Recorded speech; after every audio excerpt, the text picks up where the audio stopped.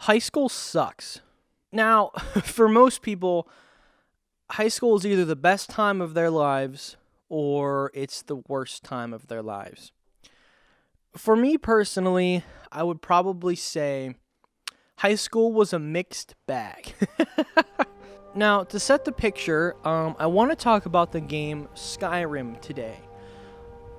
But I have to kind of lay out the table. I have to set the table, the knives, the forks, the plates, before we can eat the meal, which would be talking about Skyrim, because the story makes a lot more sense if I explain it in like a narrative way on how I ended up playing the game and why it means so much to me now.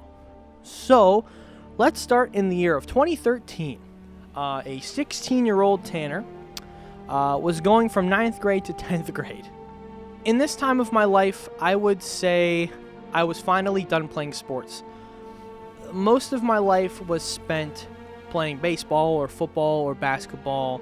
I ran track for a couple years, and I spent a lot of time forcing myself to do things that I didn't want to do. And this was the final straw. After almost breaking my ankles in football, destroying my shoulders in baseball, and realizing that being 5'6" means you can't play basketball anymore, I decided I wanted to do the school musicals and chorus instead, as I realized I was more musically inclined than I was physically adept. That was kind of the turning point in my life. But in high school, as you know, it revolves around cliques of people. Your friends revolve around your hobbies, what you do. So, because I decided to not do sports anymore and I wanted to do musicals and chorus, that meant I no longer had my core friend group in school that I would hang out with every day. So this was the time in my life that I started to feel more lonely than ever before. Luckily, this awesome thing called Xbox Live still exists, as well as Call of Duty Black Ops 2. Now, this game came out in 2012. It was a game that me and my friends played every day. We were super close. Basically, this is all we did. We would get home from school, and if we didn't have practice, all we would do was play Black Ops 2. And since, in 2013, I stopped playing football and basketball, I had so much free time to play video games, because the musical had not started yet, that really that's all we ended up doing was playing Black Ops 2. And it was a lot of fun until the end of 2013. And that's where the story inevitably gets worse. So, at the end of 2013, a wonderful game by the name of Call of Duty Ghosts came out. And if you don't know anything about Call of Duty, if you're not a Call of Duty fan, or if you didn't play it back in the day, Call of Duty Ghosts was like the first game in the series where people were confused. It was kind of this grouping of Battlefield maps with Call of Duty gameplay, and a lot of people didn't like it. I didn't mind it, some of my friends didn't mind it, but it split our group into these groups who didn't know what they wanted to play. You know, we would spend more time fighting over the Call of Duty game that we wanted to play that day than actually sitting down and playing games together, and then ended up being a problem for our group because we ended up having to stop playing games altogether. We couldn't agree on anything. We would just fight. We would just call each other trash for liking a specific game, and the group kind of fell apart. And, you know, we saw that coming for a while because in school we weren't all hanging out anymore anyways. And Call of Duty Black Ops 2 was the game that was kind of holding our group together by a thread, basically. Now, there's another thing about 2013 that you probably don't know. And if you do, then I applaud you. You're probably as old as I am. 2013 was the year that the PlayStation 4 and the Xbox One released to the public. Now, I'm sure some of you guys who are watching this are probably young enough that you might not have a job, you might still be in school, and you know that when the PS5 and the Xbox Series S came out, they were expensive. They were very, very expensive. And to be honest, in the year of 2013, I had no money because I was only 16 years old. I could just barely get a job. So saving up the $500 I needed to buy an Xbox One was unheard of at the time. Not only that, but my parents had just gotten me my Xbox 360 2 years before that in 2011. So it's not like I had any leeway of saying, oh, I've had my console for a long time, can you get me the Xbox One for Christmas? That wasn't going to happen. $500 was a lot of money back then, and even though I can't speak on the financial side of anything about my family, I didn't even end up asking for it because it was just too expensive. I knew it was expensive, and honestly, at that point, I didn't really want to play one. I was getting out of video games anyways, and a lot of my friends had moved on from Call of Duty. I didn't really like Halo. I also really didn't like the idea of playing something that had like double jumps, Titanfall. It looked really fun, didn't really care. So I ended up not getting the Xbox One that year either. So I spent a lot of time reflecting on video games and like how they made me happy, all that fun stuff. And that means I was basically ready to give up on video games. At this point, I only knew a couple of video games existed. That would be Super Mario World, a few Pokemon games, sports games from the early 2000s, first-person shooters like Call of Duty, Battlefield, Battlefront 2, not that one, but the old one, the one that was actually really fun. And then the wonderful games of anime fighting games. So that led me down a path of, well, I don't really know what I want to get. You know, I don't really know what I'm going to get out of video games if I'm not playing with my friends anymore, so I was ready to give up. So just like every year before that for Christmas, I ended up getting a bunch of gift cards to GameStop from my family members because it was something that they had been accustomed to giving me for the past few years. And this year, I didn't really know what I wanted to do. My parents felt really bad. They said, let's go to GameStop, let's look up a game, let's see what you can get since, you know, you don't have the new console. And I said, okay, we'll go, we'll see what we can find. And this is where I found the game of a lifetime. Now, I went to this little GameStop in this little town that I won't name because I don't want you to know where I live or where I shop, but I remember walking in and kind of just browsing the Xbox 360 games, trying to find something that would work for me or something that I would like, and I stumbled upon this gray box with the name Skyrim on it. Now, the box I found was this one. This is Skyrim's Legendary Edition. That was the copy of the game that had all of the DLC, and it just came out 2013, that holiday season. And I didn't know that, but it's really cool because then I got all the DLC and everything for $60. It was awesome. It was sweet. And it's probably still my favorite copy of a game just because I think it looks really cool, but we're not going to talk about the box design today. When I saw the name Skyrim, it unlocked a memory in my head that I didn't know I had about watching one of my old friends play the game. And I remember sitting on his couch with a lightning spell in one hand and a fire spell in the other hand and blasting away at these giants as he got knocked around and killed over and over and over again as he was trying to steal this like food source for these mammoths. It was so odd, but it looks like so much fun. He would be shouting these weird words and like throwing these skeleton things that I now know are Draugr around the map, doing these quests, fighting dragons in towns. And I sat and I would watch him for hours. And I didn't know what the game was, but it looked really fun. And that ended up being Skyrim. And it was really weird for me when I first loaded up the game because I didn't know what I was getting myself into. And within the first few minutes of Skyrim, they do such a good job of world building. So I know that the the beginning of Skyrim is pretty memed now. You're finally awake from Rayloff, that little thing where it's like, oh no, my camera died. Oh, geez, oh no.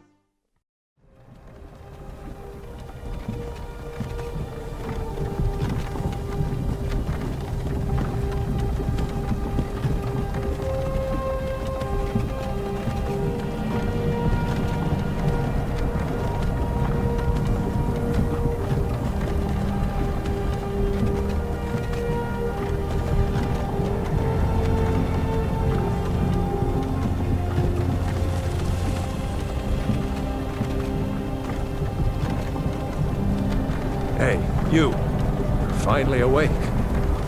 You were trying to cross the border, right? Walked right into that Imperial ambush, same as us. And that thief over there. Yeah, that like little meme thing that was going around on YouTube, on Twitch for a while, that people would like would make that. It was funny. I enjoyed it. But when you get into Helgen for the first time and you're gonna get your head chopped off, and Alduin shows up and he basically saves you, even though you have to end up killing him later. And you go through this little run around tutorial area where you learn how to move and you learn how to fight. And that first few minutes of the game set up the world perfectly, because so you start the game when you're in the cart, and you start talking to the Stormcloaks, and you learn about the Thalmor, which are the elves. You learn about the conflict and what's going on, that there was like a big battle or something, and the Stormcloaks lost, and that's why you're all going to go be executed, and you were just a wandering traveler who ended up being caught up in this band of rebels, and that you weren't supposed to be there, but you are anyways. So you get up to the line, you're about to, they're going off everybody on a list, you make your character, and then one of the Imperials says, hey, General, Captain, he's not on the list, we should probably let him go. And they go, nope, we're going to kill him anyways, because we don't know, he could just been somebody who, like, randomly joined the rebellion. And he's like, okay, sorry about this random person that I don't really know your name of, because they can't code all that in. You have to die anyways. And like I said, right when you're about to die, you know, Alduin shows up and all the stuff happens. And then you get to the point to where you're about to escape, and then you pick if you want to go with the Stormcloaks or the Imperials. Now, this decision doesn't really matter for the game, but it is a really cool decision, because here you get to learn a little bit about the Civil War questline as you're going through the tunnel, and it depends on the conflict and the combat that you want to do will depend on like who you're fighting and who you're killing. Now, after you get out of the tutorial area, it doesn't really matter who you picked at the beginning of the game, but it does allow you to get different weapons and different armor without killing people and yada yada yada.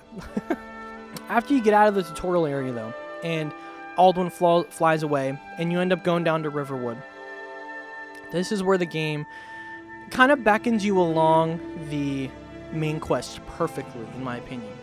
There's not a lot of games that do this as well as Skyrim does, where it like pings you to different places on the map. You go there, you do the main quest line, and you open up about like probably 4 or 5, 6 different side quests every time you go to a different city. And it leads you on this, all the side quests open up in this really intriguing way where you're not sure if you want to do the side quests or not. But they sound really interesting, and you could get a really cool weapon or a cool item, so you might be interested in doing it. And the best thing that they do is like all the guild system in the game, with like the Mages Guild and the Thieves Guild are the two ones that I remember the most fondly of when I played the game originally. Like, so the main quest brings you to Riften, where you have to go down, and there's like these catacombs, and you have to basically beckon someone to come join your team and to go find the old hideout of the Blades and all this stuff. It's really interesting. I don't want to spoil too much if for some odd reason you haven't played the game yet. But when you go down into the sewers to do this, there's a left and a right. So I went left because the game wanted me to go right, and I found the Thieves Guild hideout. And that got me super interested in the Thieves Guild and what all that was about. So I ended up doing that quest line. I diverged from the main quest line for hours to do the Thieves Guild quest line before I went back to the main quest. And I did that with the Mages Guild. I did that with so many different quests in the game because it's so intricately laid out perfectly for the world to feel alive. And that's the thing about Skyrim's world that a lot of games don't do very well for me, and that's why I don't get into as many open world games as I would like to, because the side quests don't beckon me to do them the same way that Breath of the Wild did and Skyrim did. So whenever I made my last video, I talked about Skyrim and it's like Chillrend quest, and the way that like I went and got the Chillrend, which is a really cool sword for the Thieves Guild quest before I was supposed to. And the reason why I thought that was really cool is because I basically broke the game to get a sword I shouldn't have gotten until I did the quest. And Breath of the Wild is basically made up of periods of time like this where you basically do whatever you want to. And Skyrim is laid out almost identically, where you can basically break off from the main quest and do whatever you want to. It's a little bit different because Breath of the Wild literally lets you do anything you want, and Skyrim still has mostly scripted areas. But the cool thing about Skyrim is everything's like interconnected. Like the whole world, like when you do a quest, it affects the world. People know of you more, especially in that town, in that area. You know, the Jarl might want you to help them after you finish a couple quests. Like there are so many cool things. Like if you save a town from a dragon, that town will remember that you killed a dragon and you saved them from a dragon attack, and they will love you after that point. And it's so cool to me that the world is laid out so perfectly. So, and to lay it out in like a timeline fashion, where we're looking at Breath of the Wild versus Skyrim, where Breath of the Wild is a straight shot to Ganon, where you have these like basically branches, and you could go do the branches, but they don't really do much for the end game because you can go from the beginning to the end without doing the branches. Whereas Skyrim is set up to where you have to do the branches to get to the trunk of the tree. And which is perfectly fine. To get to the top of the tree, I actually like doing the branches because it gives more context to the world, especially in the fact of like the Civil War quest line is like so intricately combined with the main quest line that by the time you finish the main quest line, you want to do the Civil War quest line so bad and either help the Imperials or destroy them, that I love the way that they go about having all of the different intricacies in terms of the characters that you meet in the world and how they come together to fight Alduin, but when it's over, they all want to kill each other again. And that's the one thing about Breath of the Wild that's missing, I think, is in its actual storytelling and the way that the world is made up, that there is like the links that Skyrim's world creates between the quests and the towns and the groups and the guilds isn't there in Skyrim, isn't there in Breath of the Wild. And if Breath of the Wild would take those little effects from Skyrim and put them into that story, it would be the perfect game for me ever. But this isn't about Breath of the Wild, this is about Skyrim. So I'll finish up talking about the game. So Skyrim, I played that game for like a week straight between Christmas and New Year's of 2013. And it was one of my favorite experiences ever. I will never forget my first playthrough of Skyrim. And experiencing that world and everything for the first time, playing through all the quests, doing all the guilds, playing through the Dawnguard DLC, the Dragonborn DLC, everything was awesome, and it's a game that I will forever remember. Honestly, now I know it's been released about 1,000 times. The whole game is memed now, but honestly, it's still an experience that if you haven't played, you need to go and play. I promise you are missing out if you have yet to play Skyrim. And honestly, even though I didn't make a lot of friends until 2014, this game didn't have a profound effect on my like friendships or anything. It was basically a game that I ended up playing, and it was the first game that I realized that, oh, games can have stories now. Games can have stories just like movies or just like a television show. And it was without Skyrim, I probably wouldn't have played Horizon. I probably wouldn't have played Breath of the Wild. I probably wouldn't have played God of War. I probably wouldn't have played Ghost of Tsushima. There are so many games I probably never would have played if I wouldn't have sat down to play Skyrim for the first time. And honestly, that's kind of why I owe it so much in terms of like the games that I love and the stories that I love and the fact that I'm in love with fantasy so much and why I like Lord of the Rings. And it's insane to think about. So if there's any game that like you want to give a try, just play it. Because I didn't think I would like Skyrim at first, and I loved Skyrim. It was the first game that introduced me to the world of video games as I know it now. And without it, I probably wouldn't be making this video right now. Well, I definitely wouldn't be making this video right now because I wouldn't have played Skyrim. Okay, well, if you want to take anything away from this, I just want you to know that video games aren't just a waste of time. Video games can have a story, they can have compelling characters, they can have a narrative, they can drive you along in a world, they can make you feel a part of something bigger than yourself.